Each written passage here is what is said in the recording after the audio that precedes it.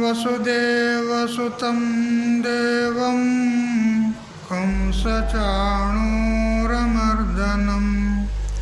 దేవకీ పరమానందం కృష్ణం వందే జగద్గురుం శంకరం శంకరాచార్యం కేశవం బాదరాయణం సూత్రభాష్యకృతౌ వందే భగవంతౌ పునః పునః. ఈశ్వరో గురురాత్మేతి మూర్తిభేదవిభాగినే వ్యోమవద్వ్యాప్తదేహాయ దక్షిణామూర్తయే నమః. యుక్తాహారవిహారాయ వివిక్తస్థలవాసినే మలయాళయతీంద్రాయ బ్రహ్మనిష్ఠాయ తే నమః. గీతా భాగవతాద్వైత తత్వామృతస్వరూపిణే గండీక్షేత్రనివాసాయ రామకృష్ణాయ తే నమః. ఓం పూర్ణమదః పూర్ణమిదం పూర్ణాత్ పూర్ణముదచ్యతే పూర్ణస్య పూర్ణమాదాయ పూర్ణమేవావశిష్యతే. ఓం శాంతి శాంతి శాంతి. స్వాంత పరికల్పిత బ్రహ్మాండంతర్వర్తి సకల చరాచర ప్రాణికోట్ల యొక్క అసత్ జడ దుఃఖ మోహాత్మకమైనటువంటి సకల ఉపాధుల కంటే విలక్షణమై సత్తు చిత్తు ఆనంద రూపం చేత స్వయం ప్రకాశమానమై వెలుగొందుచున్నటువంటి ప్రత్యేక అభిన్న పరమాత్మకు సాష్టాంగ ప్రణమిల్లుతూ, ఆత్మీయులారా, శ్రీమద్ భగవద్గీత అక్షర పరబ్రహ్మ యోగము అష్టమాధ్యాయం. అందులో క్రమంగా 9 శ్లోకాలు తెలుసుకున్నాం. తర్వాత భగవంతుడు ఇంకా మనకు ఉపదేశాన్ని కొనసాగిస్తూ అంత్యకాలంలో ఏ విధంగా మనము భగవంతుణ్ణి స్మరించాలో ఆ పద్ధతి ఇంకా చెప్తూ ఉన్నాడు. శ్లోకం చదవండి. 10వ శ్లోకం. ప్రయాణకాలే మనసాచలేనా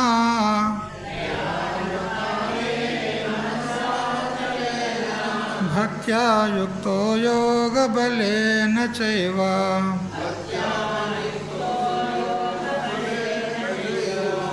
భ్రువోర్मध्ये ప్రాణమావేశ్య సమ్యక్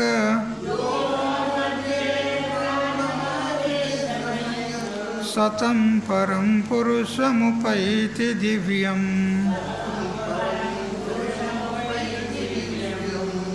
యహ అంటే ఎవడైతే ప్రయాణకాలే అంటే ప్రాణోత్క్రమణ సమయంలో అచలేన మనస నిశ్చలమైనటువంటి మనసు చేత భక్త్యా మరి భక్తి చేత మరి యోగ బలేన చ యోగ బలం చేత కూడా అంటే యోగాభ్యాసం చేత కూడా యుక్త కూడుకున్నవాడై భ్రువోహో మధ్యే అంటే 2 కనుబొమ్మల మధ్యలో ప్రాణం ఆవేశ్య ప్రాణాన్ని చక్కగా సమ్యక్ ఆవేశ్య చక్కగా స్థాపించి తం అంటే అతనిని అంటే ఎవరిని పరమ పురుషుణ్ణి పరమాత్మను అనుస్మరించాలి సంస్మరించాలి. సహా అంటే ఆ పురుషుడు దివ్యం అంటే ప్రకాశాత్ముడు పరం పురుషం సర్వోత్తముడు అయినటువంటి పురుషుణ్ణి ఉపైతి అంటే చేరుకుంటాడు పొందుతాడు అని శ్లోకం యొక్క ప్రతిపదార్థం తెలుసుకున్నాం. ప్రయాణకాలే అంటే మరణాసన్నమైనప్పుడు, ఒకరోజు మొదలు కావచ్చు, 10 రోజుల మొదలు కావచ్చు, గంట మొదలు కావచ్చు, ఒక నిమిషం మొదలు కావచ్చు. అప్పుడేం చేయాలంటే తాను అచలేన మనస, నిశ్చలమైనటువంటి మనస్సు చేత అన్నాడు. మరి ఇది సంభవమా? ఎందుకంటే ప్రాణోత్క్రమణ సమయంలో మన అవయవాల నుండి ప్రాణాలన్నీ కూడా నిష్క్రమిస్తున్నటువంటి సమయంలో భరింబరాని దుఃఖం కలుగుతుంది అని చెప్పింది. మరి ప్రాణోత్క్రమణ సమయంలో మరి నిశ్చలమైన మనసు కలిగి ఉండాలి అంటాడు. ఇది సంభవమా?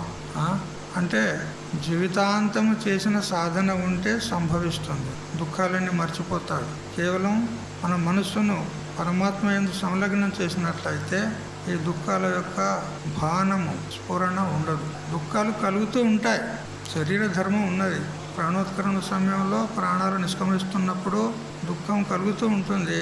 కానీ ఆయన మనస్సును శరీరం పైన పెట్టలే, భగవంతుని పైన పెట్టాడు. చూడండి, కొందరిని మనం చూస్తూ ఉంటాం. రోడ్ల మీద ఇద్దరు సన్నిహితమైనటువంటి మిత్రులు కలిసి మాట్లాడుతూ ఉంటారు.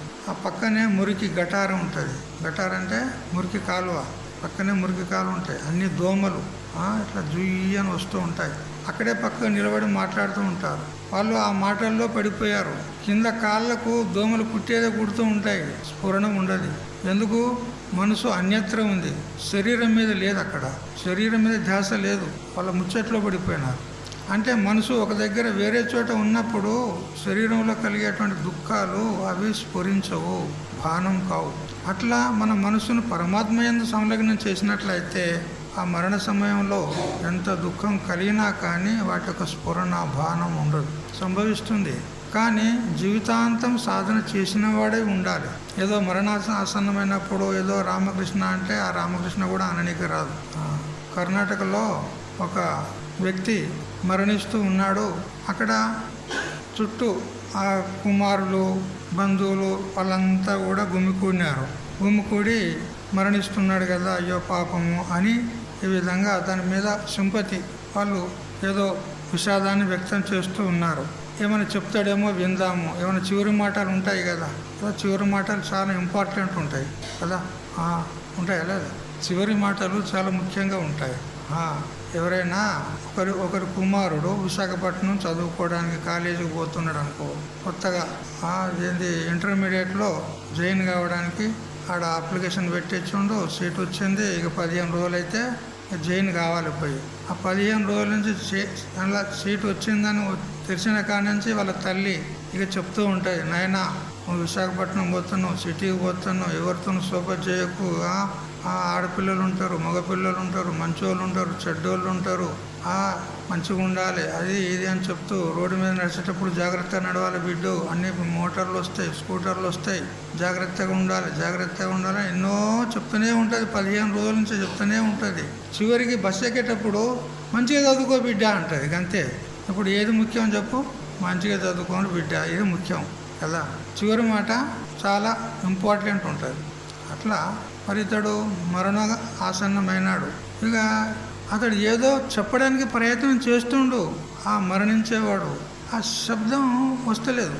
అప్పుడు ఆ కొడుకులందరూ కూడా అరే ఏదో చెప్పేది ఉన్నది, అతనికి ఏదో చెప్పాలనుకుంటున్నా కానీ మాట సరిగా వస్తలేదు, ఇతనికి ఏమైనా చికిత్స చేస్తే ఏమైనా మాట వస్తుందేమో అని డాక్టర్లను తీసుకొచ్చి అయ్యా ఏదో మాట్లాడడానికి ప్రయత్నం చేస్తున్నాడు, మాట వస్తలేదు, ఏమైనా ప్రయత్నం ఉంటే చేయండి అని అంటే వాళ్ళు అంచా గరం సూదులు ఏవేవో ఇచ్చారు.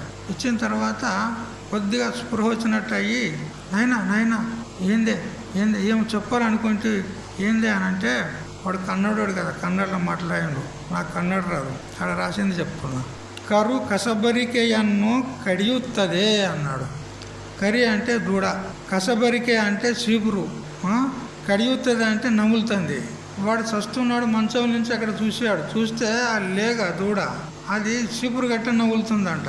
వాడికి జర స్పృహ వచ్చిన తర్వాత వాడు ఈ మాట అన్నాడు, కరి కసబరికెయన్ను కడియుತ್ತದೆ అన్నాడు. అంటే ఆ దూడ చీపురు గట్ట మేస్తుందిరా అని గుట్టుకోమన్నాడు వాడు. అది ముఖ్యమైన విషయం కదా. వాడు చెప్పదలుచుకున్న విషయం గదే అన్నమాట. అంటే వానికి జీవితంలో ఎప్పుడు కూడా రామ అన్నది లేదు, కృష్ణ అన్నది లేదు. మరి అంతే సమయం లోపల వాడు ఏం చెప్తాడు చెప్పు? వానికి మాట్లాడి వచ్చినా కానీ రామ అంటలేడు వాడు. రామ అంటలేడు, కృష్ణ అంటలేడు. చీపురు గట్ట పాడైపోతుందని వాడు అంటున్నాడు. అంటే ఎంత ఆసక్తి చూడు. చచ్చే ముందు కూడా ప్రపంచమునందు ఉన్నటువంటి ఆసక్తిగా చీపురు గట్ట మీద ఆసక్తి పోలేదు. అందుకే చెప్పినాడు భగవంతుడు, కేవలం మరణాసన్నంలోనే కాదు, మరణ సమయంలోనే కాదు, జీవితాంతం చేస్తేనే ఆ సంస్కారం దృఢపడి ఉంటుంది. కాబట్టి అంత్యకాలంలో మనకు ఆ స్మరణ వస్తుంది, లేకపోతే రాదు. అందువల్ల మరి ప్రయాణ కాలంలో మన మనసును అచలేన మనస అన్నాడు ఇక్కడ. అంటే నిశ్చలమైనటువంటి మనస్సుతో, భక్తితో, యోగయుక్తుడయ్యి, యోగ బలం చేత మనసును నా యందు పెట్టాలి అంటాడు. అంటే సాధ్యమా అంటే అవుతుంది. ఆ మరణంలో ఎంతో దుఃఖం కలుగుతుంది. అయినా కానీ అతడి సాధన బలం ఉన్నది కాబట్టి అతడు స్థిరపరిచి ఉండగలడు. అయితే మనసును రెండు కనుబొమ్మల మధ్యలో నిలుపు, ప్రాణాన్ని నిలబెట్టు అన్నాడు కదా. అయితే యోగశాస్త్రంలో అనేక స్థానాలు చెప్పింది ఉన్నది. భూమధ్యంలో పెట్టమన్నది, మూర్ధ స్థానంలో పెట్టమన్నది, హృదయంలో పెట్టమన్నది. ఎవరికి ఏది అనుకూలం ఉంటే, ఏది సులభం అనిపిస్తే అక్కడ మనం స్థానాన్ని ఎన్నుకొని ఆ స్థానంలో పెట్టుకోవచ్చు. మరియు సతతం అన్నాడు. అంటే ఎల్లప్పుడూ ఇక ప్రాణం పోయే దగ్గర నిరంతరము మనసును అక్కడే నిలపాలి అన్నాడు. ఎవరి యందు అంటే పరం పురుషం అన్నాడు. పరం అంటే పరం అనే శబ్దానికి వేరే అని కూడా అర్థమవుతుంది, పరులు అని కూడా అర్థమవుతుంది, శ్రేష్టం అని అర్థమవుతుంది. ఇక్కడ పరం అనే దానికి యస్మాత్ అతిశయో నాస్తి స నిరతిశయం పరం అన్నాడు. దేనికంటే అధికమైనటువంటిది లేదు, అది పరమైనటువంటిది. నిరతిశయత్వే సతి క్షయశూన్యత్వం పరమత్వం అని అంటూ మహాత్ములు లక్షణం చేశారు. పరమం అంటే ఎటువంటిదంటే దేనికంటే అధికమైనటువంటిది మరొకటి లేదో, మరి ఏది ఎప్పుడు కూడా నాశనము కాదో అది పరమం. అటువంటి వస్తువు చెప్పండి, ప్రపంచంలో ఏది ఉంది? నువ్వు ప్రపంచంలో ఏ వస్తువుని తీసుకున్నా కానీ అది నాశనం అయ్యేదే ఉంది, పరమైతే కాదు. మరి ఏది అని అంటే ఈ సర్వ ప్రపంచానికి అధిష్టానమై ఏ చైతన్యం ఉన్నదో, పరమాత్మ ఉన్నదో అదే పరం. దానికంటే పరం మరొకటి లేదు. ఆ పరమ పురుషుని యందు చూడు, పరం అన్నాడు, పురుషుడు అన్నాడు కదా. పురుషుడు అంటే పురంలో ఉండేవాడు పురుషుడు. పురం అంటే ఏ పురము? శరీరం అనే పురం కదా. నవద్వారే పురే దేహి అని చెప్పాడు కదా. ఇంత పురమే భగవంతుడు.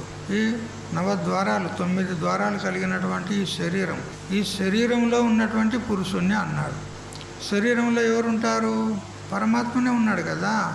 ఈశ్వర సర్వభూతానం హృదయేశ అర్జున తిష్టతి, సకల భూతాల యొక్క హృదయంలో నేను ఉన్నాను అన్నాడు. కాబట్టి ఆ హృదయస్థమైనటువంటి ఆ పరమ పురుషుణ్ణి మనము లక్ష్యంగా పెట్టుకొని అతన్ని ధ్యానిస్తూ స్మరిస్తూ శరీరాన్ని వదిలినట్లయితే అతడు ఆ పరమ పురుషుణ్ణి ఉపైతి అంటే చేరుకుంటాడు, పొందుతాడు అని అర్థం. పొందుతాడు అని అంటే లేనిది పొందుతున్నాడా? మనకు ప్రపంచంలో ఏదైనా ఒక వస్తువు మన దగ్గర లేదంటే దాన్ని ఏదో శ్రమపడి డబ్బులు సంపాదించుకొని ఆ ఫ్యాక్టరీ దగ్గరకో లేదా ఆ షాప్ దగ్గరకో పోయి ఆ వస్తువును కొనుక్కొని తెచ్చుకుంటాం. మన దగ్గర లేదు కాబట్టి తెచ్చుకున్నాం, అంతే కదా. మరి ఇక్కడ పరమాత్మను పొందుతాడు అని అంటే లేనటువంటి దాన్ని పొందుతున్నాడా? ఉన్నదాన్నే పొందుతున్నాడా? ఉన్నదాన్నే పొందుతున్నాడు, కొత్తదేమీ లేదు ఇక్కడ. ఇదివరకే ఒక దృష్టాంతం చెప్పాను కదా. ఒక అమ్మగారు, మీకు ఇక్కడ ఆంధ్ర లోపల ప్రథ లేదు, తెలంగాణలోనైతే ఈ బతుకమ్మ ఆట ఆడతారు కదా. బతుకమ్మలని టీవీలలో చూస్తారు బహుశా. ఆ బతుకమ్మ ఆడతారు, అన్నీ ఆ పూలతోని పేర్చి ఇంత పెద్దగా పేర్చి అందరి ఇళ్ళ నుంచి తెస్తారు. తెచ్చి ఒక చోట అన్ని రౌండ్గా పెట్టుకుంటారు. పెట్టుకొని దాని చుట్టూ రౌండ్గా ఆడుకుంటారన్నమాట ఆ స్త్రీలందరూ కూడా. ఆనాడు చాలా గొప్ప పండుగ వాళ్ళకు, స్త్రీలకు. ఇంట్లో ఏమేమి ఉన్నాయో అన్నీ మొత్తం బయటకు తీస్తారు. ఇక ఏంటి ఆభరణాలు, పట్టు చీరలు కదా, ఏమేమి ఉన్నాయో మొత్తం తీస్తారు అన్నాడు. ఇక పండుగ నాడు పనికి రాకపోతే ఎందుకు అవి కదా. అందుకని అన్నీ మంచిగా ఆభరణాలు ధరించుకుంటారు, ఆనందంగా పోతారు, ఆడతారన్నమాట. చుట్టూ ఆడుకుంటారు, కోలాటం ఆడతారు, అనేక రకాలుగా ఆడుకుంటారు. ఆడుకునే సమయంలో ఒక అమ్మగారి ఆ లక్ష్మీహార్ 10 తులాలు చేసి ఇచ్చిండు ఆయనే, మొగాయనే కదా. 10 తులాల లక్ష్మీహారు ఇవాళనైతే 10 లక్షల మీద ఇంకా 12 లక్షలు అవుతాయి. 1,20,000 కదా. తెచ్చుకున్నారా? ఈ మధ్యలో తెచ్చుకోలేదా? తెచ్చుకునేటట్టు ఉన్నావా? 1,20,000 కదా.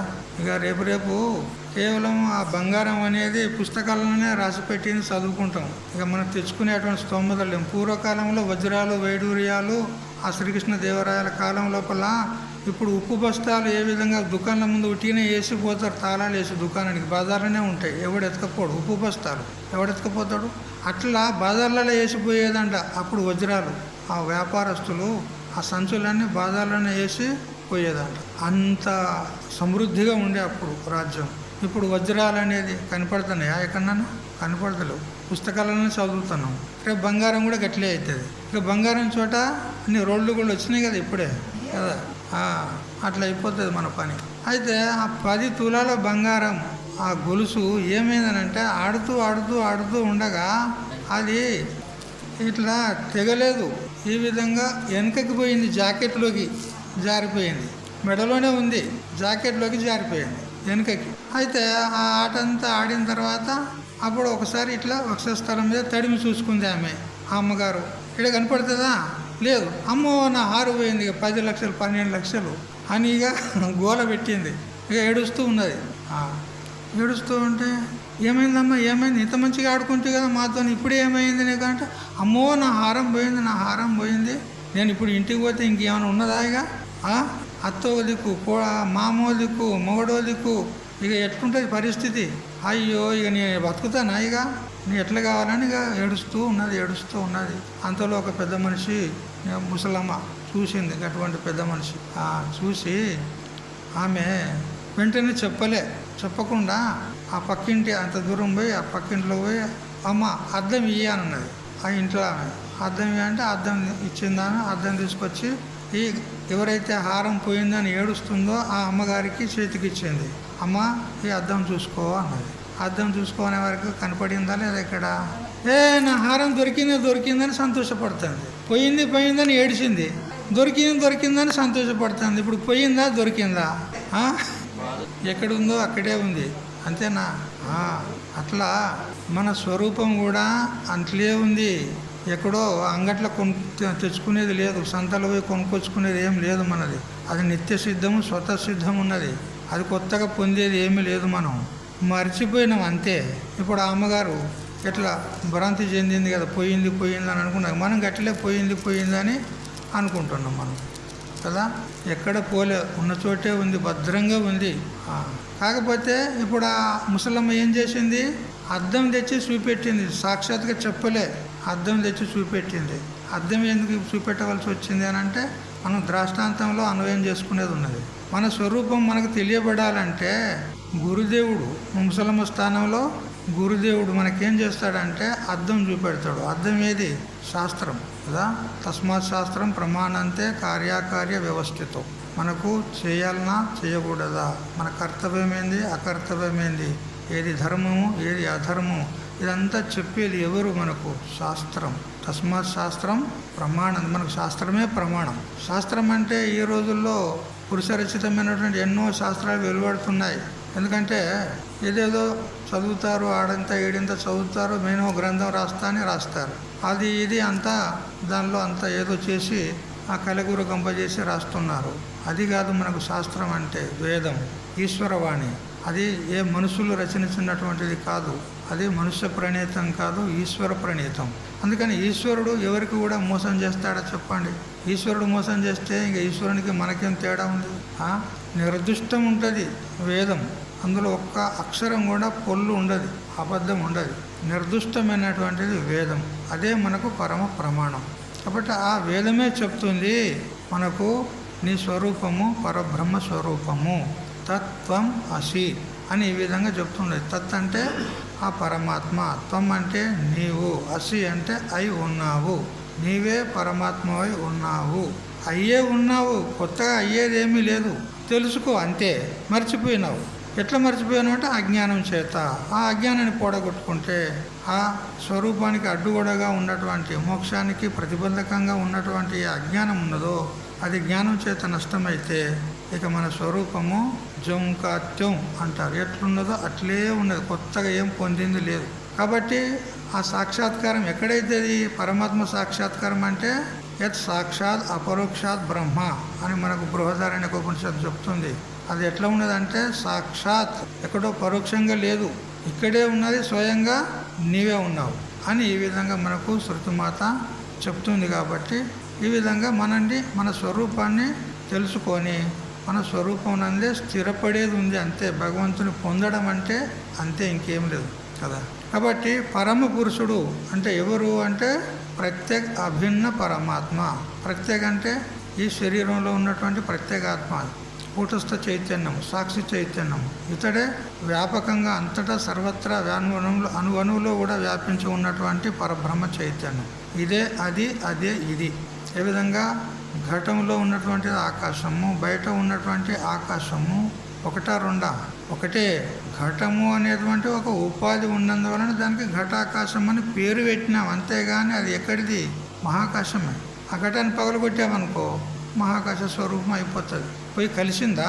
ఈ ఘటాకాశం పోయి మహాకాశంలో కలిసిందా? అక్కడే మహాకాశ స్వరూపం అయిపోతుంది.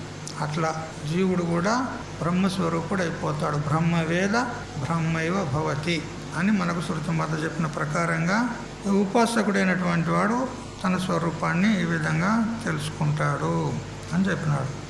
దీనిలో బ్రహ్మాభ్యాసం ఏ విధంగా చేయాలి అని మనకు భగవంతుడు చక్కగా చెప్పినాడు. ఇక్కడ కేవలము యోగం ఉంటే సరిపోదు. యోగం అంటే ఇక్కడ ధ్యానం అని తెలుసుకోవాలి. యోగం అంటే యోగ శాస్త్రానుసారంగా పోవద్దు. ఇక్కడ ధ్యానము చాలా ప్రధానమైందే, కానీ కేవలం ధ్యానం సరిపోదు. కేవలం ధ్యానం చేస్తే సరిపోదు, దానితో తోడుగా జ్ఞానం ఉండాలి. జ్ఞానం, ధ్యానం. ఎందుకంటే ధ్యానం అనేది మనసు ద్వారా చేయబడేది, అంతే కదా. ధ్యానం ఎట్లా చేస్తావు? నేను ధ్యానాన్ని కూర్చున్నా, 3 గంటలు కూర్చుంటా అంటావు. ఏం చేస్తున్నావు నువ్వు? అక్కడ మనసుతోనే కదా నువ్వు పరమాత్మ యొక్క చింతన చేస్తున్నావు.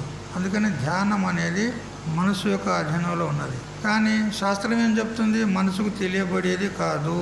యద్ వాచానభ్యుదితం ఏన వాదుగా భ్యుద్ధతే తదేవ బ్రహ్మత్వం విద్ధి నేదం యదిదముపాసతే యన్ మనసాన్న మనుతే యన్నాహుర్మనోమతం తదేవ బ్రహ్మత్వం విద్ధి నేదం యదిదముపాసతే యతో వాచో నివర్తంతే అప్రాప్య మనసా సహా అని ఈ విధంగా అనేక శృతులు చెప్తూ ఉన్నాయి. మనస్సు చేత అది పట్టుబడేది కాదు. మరి ధ్యానం చేయమంటాడు ఇక్కడ. ధ్యానం చేస్తే మనసుకు పట్టుబడదు. మరి ధ్యానం చేసి ఏమి ఉపయోగము అంటే, ధ్యానం యొక్క ప్రయోజనం ఏమిటి అని అంటే చిత్త ఏకాగ్రత. యోగశాస్త్రంలో కూడా ప్రప్రథమంగా అథ యోగానుశాసనం అని అంటూ యోగశాస్త్రం ప్రారంభించి యోగ చిత్తవృత్తి నిరోధ అని దాని ప్రయోజనం చెప్పినాడు 2వ సూత్రంలో. యోగం యొక్క ప్రయోజనం ఏది, ధ్యానం యొక్క ప్రయోజనం ఏది అంటే చిత్తవృత్తి నిరోధ, చిత్తవృత్తులను ఏకాగ్రపరచడం, అంతే. ఆ ఏకాగ్ర కాకపోతే మనకు సాక్షాత్కారం కాదు. అందుకని ఇది ముఖ్య సాధన ఉన్నది, ఏకాగ్రం చేసేది. అందుకని ధ్యానం కూడా చాలా ఇంపార్టెంట్. కానీ కేవలం ధ్యానం ఉంటే సరిపోదు. ధ్యానం చేత చిత్తం ఏకాగ్రత అవుతుంది, అంతే. కానీ దానితో పాటు జ్ఞానం కూడా ఉండాలి. జ్ఞానం అంటే అభేద దర్శనం జ్ఞానం. జీవో బ్రహ్మైవ నాపరహ, జీవుడే బ్రహ్మం అనేటువంటి జ్ఞానం కూడా ఉండాలి. ఆ జ్ఞానం చేత, ఈ యోగం చేత మరి భక్తి కూడా ఉండాలి. 3 ప్యారలల్గా ఉండాలి. భక్తి కూడా ఉండాలి. భక్తి లేని జ్ఞానము అది ఎడారిలో నాటినటువంటి బీజం వలె అంటాడు. జ్ఞానం కలిగింది కానీ భక్తి లేదనుకో, అది ఎడారిలో కనుక బీజాన్ని నాటితే అది మొలకెత్తుతుందా? ఎత్తదు. అందుకని జ్ఞానము మోక్షానికి సాధనం కాదు. అందుకని భక్తి కూడా ఉండాలి.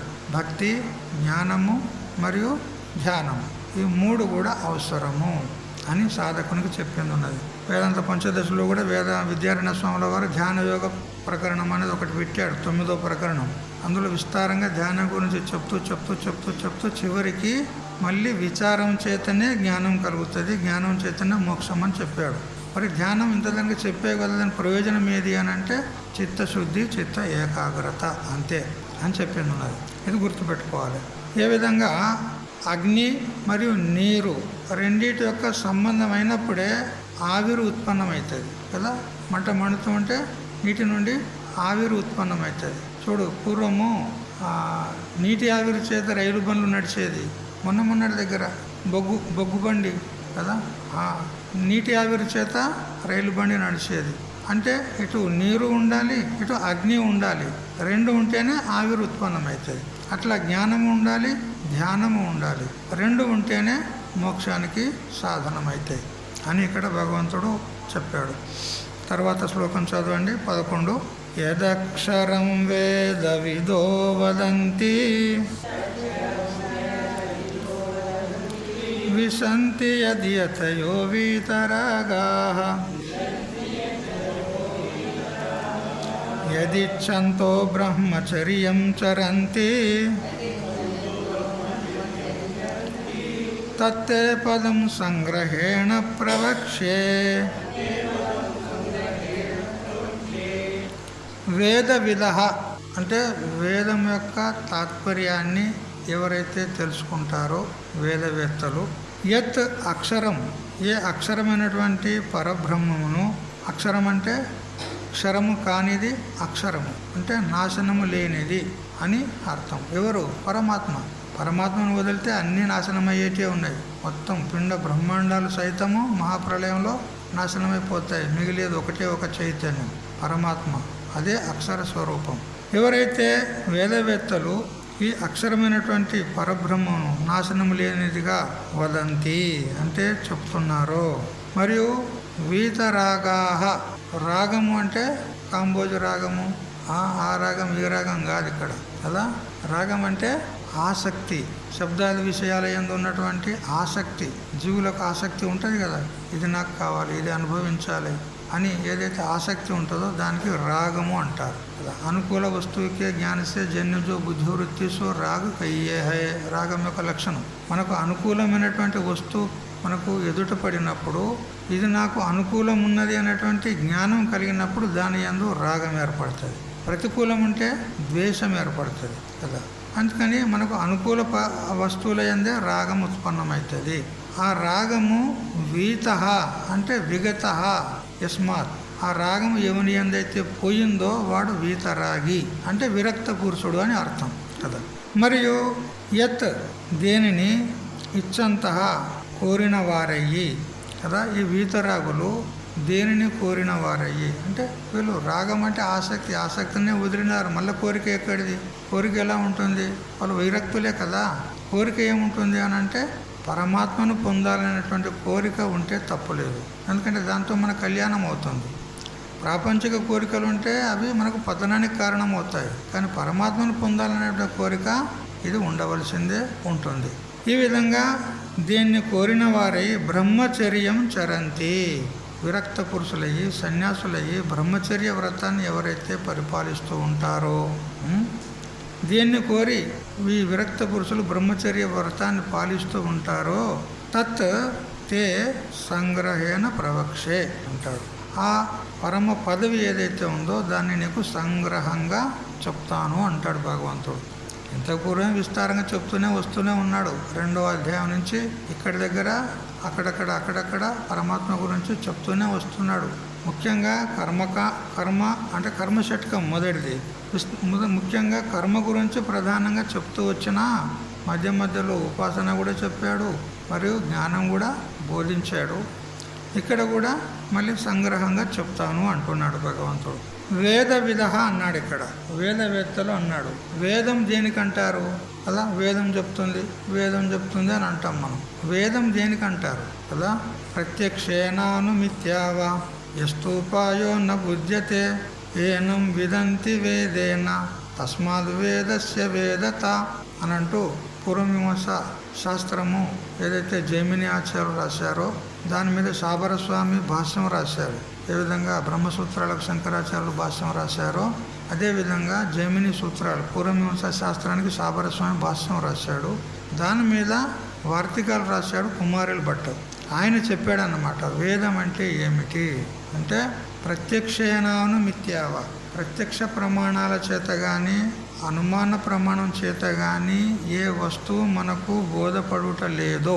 ఈ ప్రత్యక్ష ప్రమాణం ఏవేవి మనకు ప్రత్యక్ష ప్రమాణాలు అంటే మన పంచ జ్ఞానేంద్రియాలే ప్రత్యక్ష ప్రమాణాలు. శ్రోత్ర, త్వక్, చక్షు, జిహ్వ, గ్రాణ ఈ పంచ జ్ఞానేంద్రియాలే ప్రత్యక్ష ప్రమాణాలు. మరి ఏ పరమాత్మ అయితే ఉందో అది ప్రత్యక్ష ప్రమాణం చేత తెలియబడుతుందా? కళ్ళతో చూడగలవా? చెవులతో వినగలవా? దాని గురించి వింటావు. అయితే తత్వమసి ఆది మహావాక్యాలను వింటావు కానీ కేవలం వాచ్యార్థం చేత తెలియబడేది కాదు పరమాత్మ. అక్కడ లక్ష్యార్థం చేయాల పడుతుంది, చాలా విచారం చేయాల పడుతుంది. కళ్ళకు కనపడేది కాదు, చెవుల చేత వినపడేది కాదు, నాలుకకు రుచికి అందేది కాదు, ముక్కుకు వాసనకు అందేది కాదు, ఏ ఇంద్రియం చేత తెలియబడేది కాదు. మరి అనుమానం కూడా చేయడానికి రాదు. ఎట్లున్నదని అనుమానం చేస్తావు నువ్వు కదా? అది అవాంగ్ మనసు గోచరం ఉన్నది, నామరూప రహితం ఉన్నది. దానికి నామం లేదు, రూపం లేదు. పరమాత్మకు నామం కూడా లేదు. మనం పరమాత్మ అని పేరు పెట్టుకున్నాం, ఆత్మ అని పేరు పెట్టుకున్నాం, బ్రహ్మం అని పేరు పెట్టుకున్నాం, రాముడు కృష్ణుడు ఏదేదో మనం పెట్టుకున్న పేర్లు. పరమాత్మకు పేర్లు ఏమి లేవు, నామరూపాలు లేవు అతనికి. మనం వ్యవహారం కోసం పెట్టుకున్నాం అంతే, తెలుసుకోవడానికి ఒక సాధనంగా పెట్టుకున్నాం అంతే. కానీ వాస్తవంగా పరమాత్మకు నామం లేదు, రూపం లేదు. మరి ఎట్లా గుర్తించేది అంటే అటువంటి అలౌకికమైనటువంటి వస్తువు ఏదైతే ఉందో దాన్ని బోధిస్తుంది వేదము. ప్రత్యక్షేన అనుమిత్యావా ఎస్తు ఉపాయో నా బుద్ధ్యతే.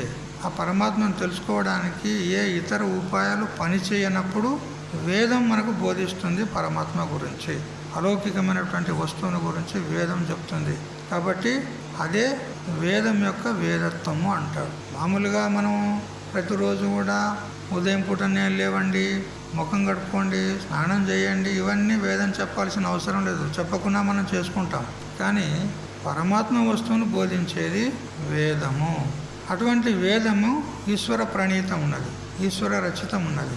యో బ్రహ్మాణం విదదాతి పూర్వం యో వై వేదాంచ ప్రహిణోతి తస్మై తం మహదేవమాత్మ బుద్ధి ప్రకాశం ముముక్షుర్వై శరణమహం ప్రపద్యే అనంటూ చెప్పింది ఉన్నది. కాబట్టి ఆ వేదాలను సృష్టించి ఆ వేదాలను బ్రహ్మదేవునికి అప్పచెప్పి బ్రహ్మదేవుని చేతిలో ఉంచి, అయ్యా ఈ వేదాలలో నేను ఏ విధంగా చెప్పానో అదే విధంగా సృష్టి రచన చేయి అని బ్రహ్మదేవునికి వేదాలను అప్పగించాడు. ఆయన వేదాలను అనుసరించి సృష్టి రచన చేశాడు అలా. కాబట్టి మనకు పరమ ప్రమాణము వేదము. ఆ వేదం యొక్క తాత్పర్యాన్ని తెలుసుకున్నటువంటి వారు వేదవిత్ అంటారు. వేదవిదో వదంతి, వేదవేత్తలు.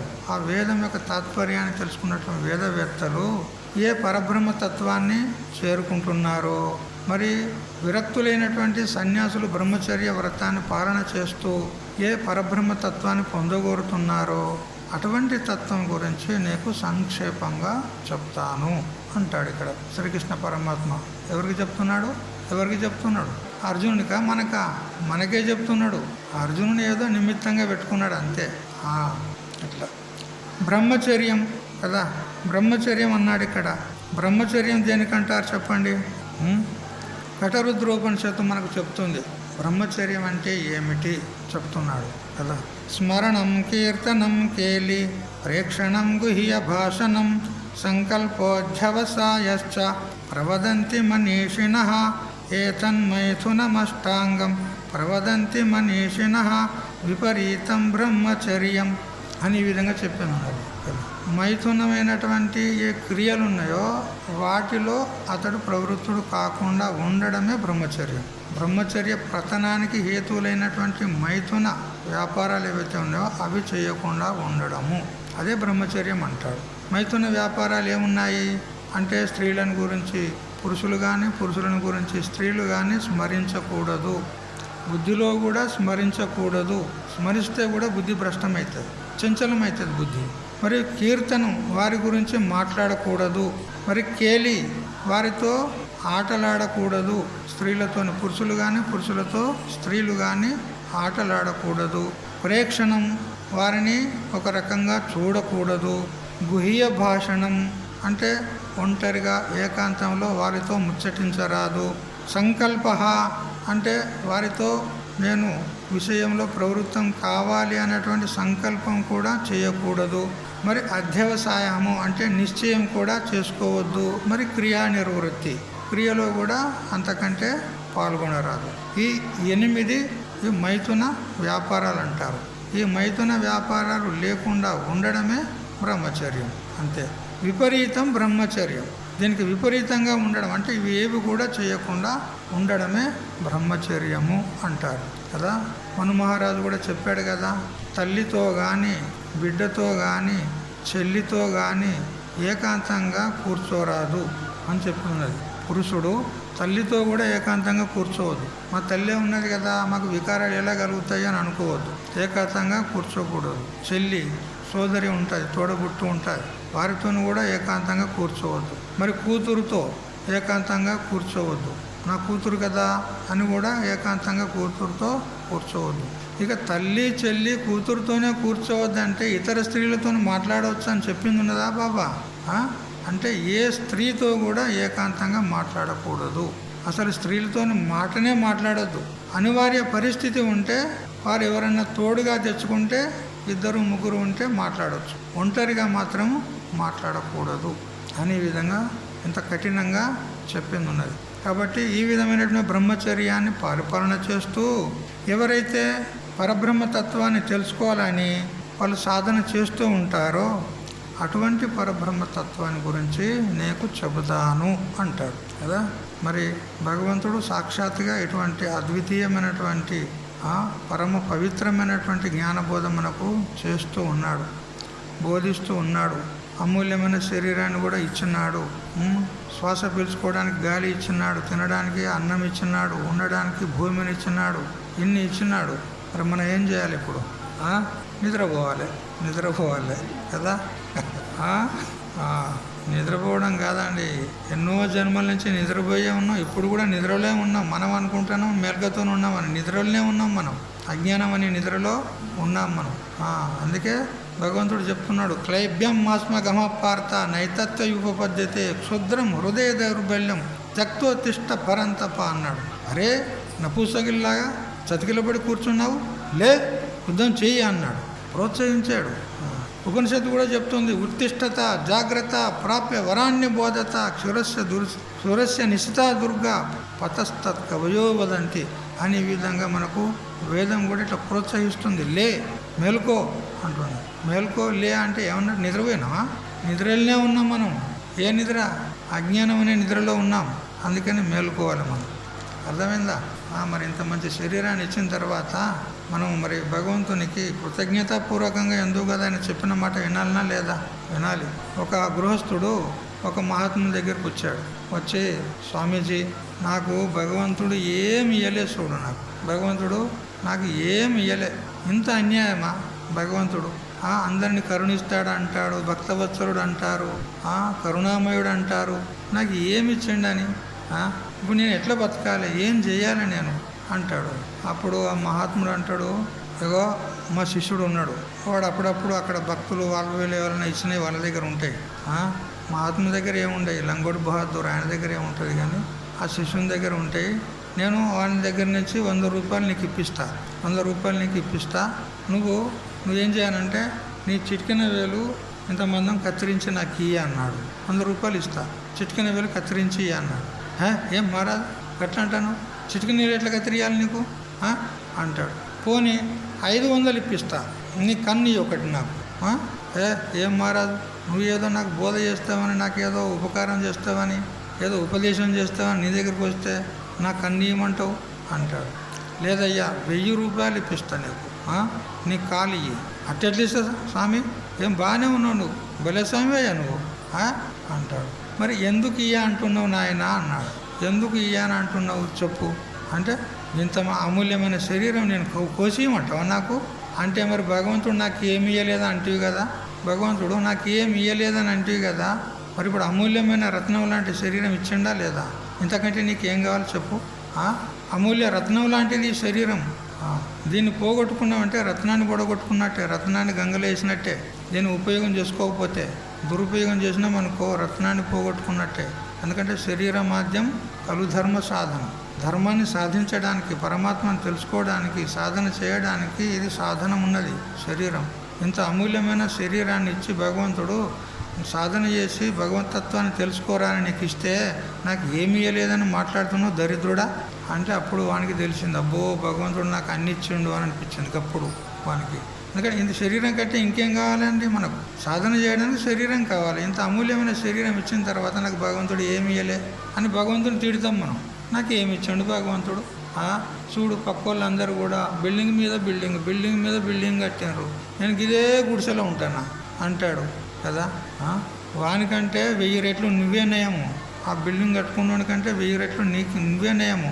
ఎందుకంటే నీకు ఏ టెన్షన్ లేదు, భగవద్భజన చేసుకోవడానికి ఏ ఆటంకం లేదు కదా. ఆ బిల్డింగ్ కొనికి అడుగు, ఏమయ్యా ఎప్పుడైనా నామస్మరణ చేస్తాను? ఎక్కడి నామస్మరణ అయ్యా, ఇది చూసుకోవడానికే, వ్యాపారాలు చూసుకోవడానికే సరిపోతున్నా నేను, నామస్మరణ లేదు, ఏం లేదు, భగవంతుడు లేడు, ఏం లేదంట. మరి ఇప్పుడు నువ్వునేమో వాడినేమో. అందుకని ఏదో పక్కోని చూసి మనము అసహించుకోవడము, ద్వేషించడము, ఈర్ష్య పెట్టుకోవడం కాదు. మనం ఈ ఉన్న స్థితే నాకు భగవంతుడు ఇచ్చింది, ఇదే నాకు మహాప్రసాదం అని భావించాలి. ఒక ఆయనకు ఎంత దరిద్రుడు అంటే ఆయనకి కాళ్ళకు తొడుక్కోవడానికి చెప్పులు కూడా లేవు. అబ్బా భగవంతుడు ఇంత కఠినాత్ముడా, ఇంత దరిద్రమా, నాకు కాళ్ళకు చెప్పులు కూడా తొడుక్కోవడానికి డబ్బులు లేవే కొనుక్కొచ్చుకోవడానికి అని భగవంతుని తిట్టేవాడు. అయితే ఒకసారి అట్లా దారి గుండా పోతుంటే ఎవరో ఒకరు అపంగ్ అంటే అంగవైకల్యం ఉన్నోళ్ళు ఉంటారు కదా కొంతమంది, కుంటి వాళ్ళు, కాళ్ళు లేవు, 2 కాళ్ళు లేవు, ఆడ రోడ్డు పంట కూర్చున్నాడు. ఇతడు చూశాడు. అతను చూస్తే అప్పుడు ఇతని మనసులో ప్రకాశం పడింది. అరే అతనికంటే నేనే నయం కదా అనుకున్నాడు. ఎందుకంటే నాకు 2 కాళ్ళు ఉన్నాయి, ఆయనకు 2 కాళ్ళు లేవు, నాకు చెప్పులు లేకుంటే ఏం బాయ్, కాళ్ళు ఉన్నాయి కదా అనుకున్నాడు. అప్పుడు వాడు చెప్పులు లేవు కదా, చెప్పులు లేవని నేను భగవంతుని తిట్టినా కానీ నాకు కాళ్ళు ఇచ్చాడు భగవంతుడు, వీడికే మహాప్రసాదం అనుకున్నాడు వాడికి. అప్పుడు తెలిసింది వానికి కదా. అంటే ఒకరిని చూసి, పైవాన్ని చూసి మనము ఎప్పుడు కూడా ద్వేషించరాదు, ఈర్ష్య పొందరాదు. మనకంటే చిన్న వాళ్ళను, కింది వాళ్ళని చూసి తృప్తి పడాలి కదా. మనం ఒక స్థాయిలో ఉన్నాము, మనకంటే గొప్పవాళ్ళు ఉన్నారు, ధనవంతులు ఉన్నారు, మనకంటే చిన్నవాళ్ళు కూడా ఉన్నారు, లేరా? ప్రపంచంలో ఉన్నారు కదా. గొప్ప వాళ్ళని చూడకు, మనకంటే చిన్నవాళ్ళు కూడా ఉండి వాళ్ళ అంత దారిద్ర పరిస్థితుల్లో కూడా వాళ్ళ జీవన నిర్వహణ చేస్తూ భగవన్నామస్మరణ చేస్తున్నారే, మరి అంతకంటే కూడా నేను కొంచెం మేలే కదా నేను, మరి నేనెందుకు చేయకూడదు భగవంతుని స్మరణ అనేటువంటి ఆలోచన తెచ్చుకోవాలి. ఇటువంటి భావనలో ఉండాలి. ఎవరి యందు కూడా ద్వేషంగాన్ని పెట్టుకోవద్దు, ఎవరి యందు కూడా కోపం పెట్టుకోవద్దు, ఈర్ష్య పెట్టుకోవద్దు. ఉన్న స్థితి ఏదైతే ఉందో ఇదే మహాప్రసాదము, భగవంతుడు ఇది నాకు ఇచ్చాడు ఇంతే అని తృప్తిగా ఉండాలి, అంతే. తెలిసిందా? కాబట్టి మరి ఇటువంటి అమూల్య శరీరాన్ని భగవంతుడు ఇచ్చినందుకు మనం ఏం చేయాలి అని అంటే, ఇది ఎందుకు వచ్చింది? శరీరము భగవత్ ప్రాప్తి కోసమే వచ్చింది. ఏదో పిల్లల్ని కనడము, డబ్బులు సంపాదించడం, బిల్డింగ్లు కట్టడము, ఆస్తులు సంపాదించడం కోసం రాలే, భగవత్ ప్రాప్తి కోసమనే ఈ శరీరం వచ్చింది. కాబట్టి మరి భగవంతుని తెలుసుకోవడానికే ప్రయత్నం చేయాలి అని చెప్తున్నాడు. తర్వాత 2 శ్లోకాలు చదవండి. నవద్వారాణి సంయమ్య, నవద్వారం కాదు, సర్వద్వారాణి సంయమ్య మనోహృది నిరుధ్య చ మూర్ధ్న్యాధాయాత్మనః ప్రాణం ఆస్థితో యోగధారణం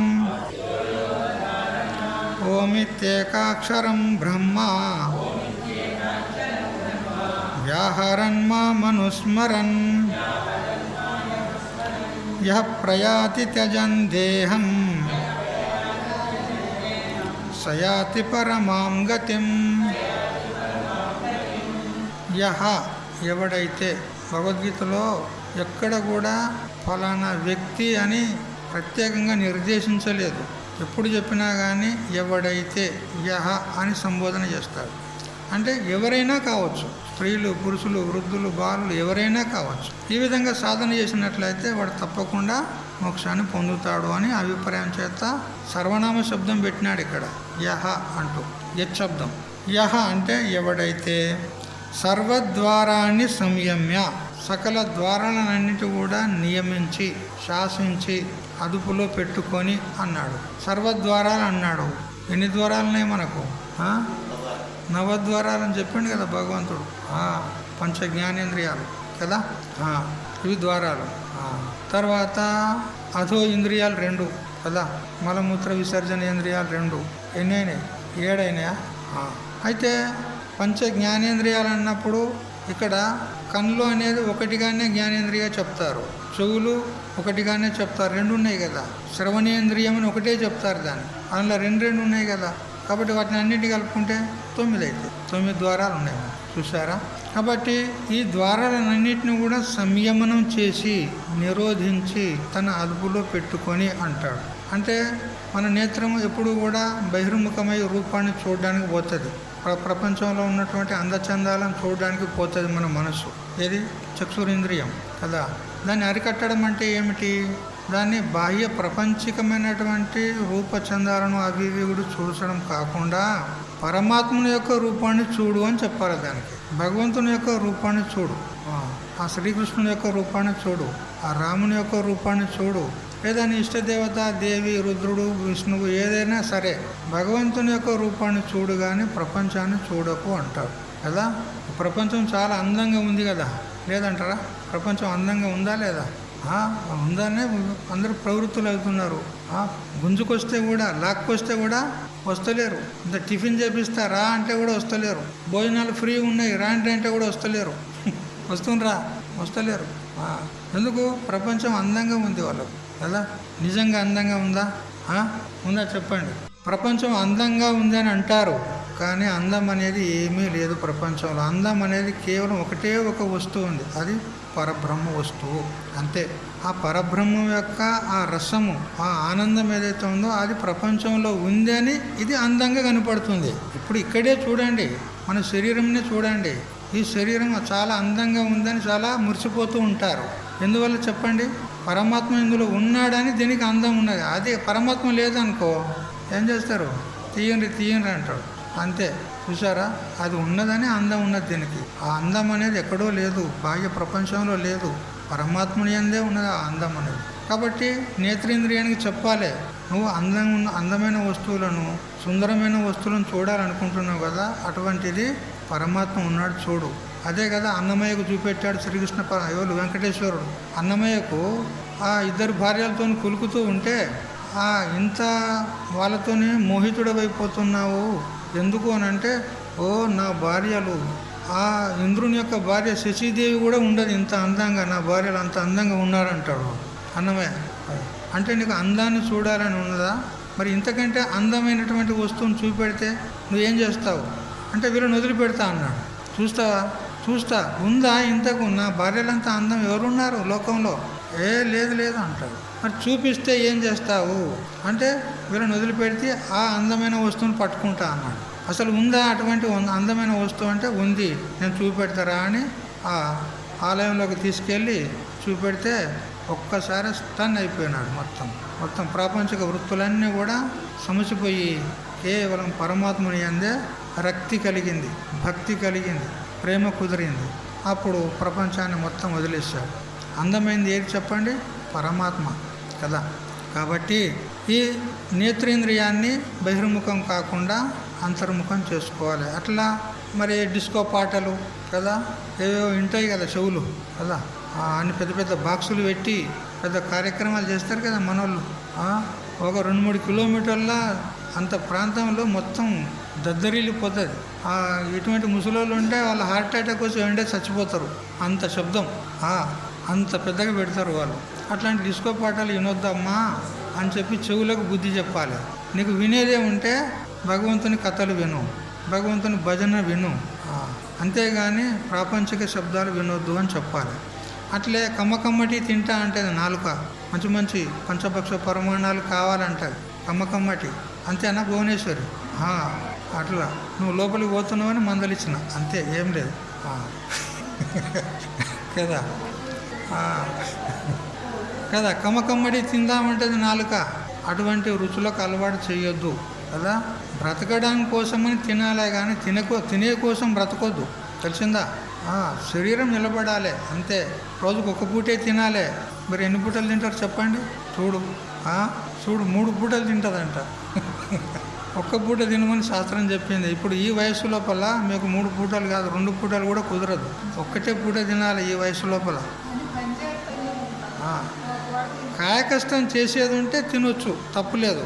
కానీ ఏ కష్టం చేయని వాళ్ళు ఒకటే పూట తినాలి ఈ వయసులో. యువకులైతే 2 పూటలు తినొచ్చు. కాబట్టి కమ్మటి కావాలని కోరొద్దు, నాలుకకి చెప్పాలి. జితే రసం జితం సర్వం అని భాగవతం చెప్తుంది. ఎవడైతే నాలుకను జయిస్తాడో వాడు మొత్తం ప్రపంచాన్నే జయించగలుగుతాడని చెప్పింది సుఖ మహర్షి చెప్తాడు భాగవతంలో. జితే రసం జితం సర్వం. ఈ రసనేంద్రియాన్ని జయించినట్లయితే మొత్తం ప్రపంచాన్ని జయించినట్టు. ఎందుకు చెప్పండి? కమ్మకమ్మటి తిన్నాడు అనుకో శరీరం చేతిలో ఉంటుందా చెప్పు? లేనిపోని వికారాలు కలుగుతాయా లేదా? మరి ఒక మంచి మర్యాదలో కనుక ఉండి లిమిటెడ్గా మితాహారము, మరి పరమాత్మనికి అర్పణ చేసినటువంటి స్వార్జితమైనటువంటి సాత్వికమైనటువంటి ఆహారం తీసుకున్నట్లయితే శరీరం కంట్రోల్లో ఉంటుంది, లేకపోతే కంట్రోల్లో ఉండదు. అనేక వికారాలు కలుగుతాయి, అప్పుడు పతనం అయ్యేందుకు అవకాశం ఉంది. అందుకని కమ్మకమ్మటి తినొద్దు. మామూలుగా శరీరానికి, అది కూడా ఈ శరీరం ప్రకృతిని చూసి తినాలి. ఈ శరీరానికి ఏమేమి వస్తువులు పడతాయి, ఏమేమి వస్తువులు పడవు, అవి చూసి తినాలి. ఆ శరీరానికి పడని వస్తువులు తిని రోగాలు తెచ్చుకొని బాధపడటం కంటే తినకుంటే మంచిది కదా, అంతేనా లేదా? అట్లా ఈ విధంగా భోజనంలో కంట్రోల్ ఉండాలి. ఇట్లా యుక్తాహార విహారస్య యుక్త చేష్టస్య కర్మసు యుక్త స్వప్నావబోధస్య యోగో భవతి దుఃఖ అని భగవంతుడు 6వ అధ్యాయంలో చెప్పాడా లేదా?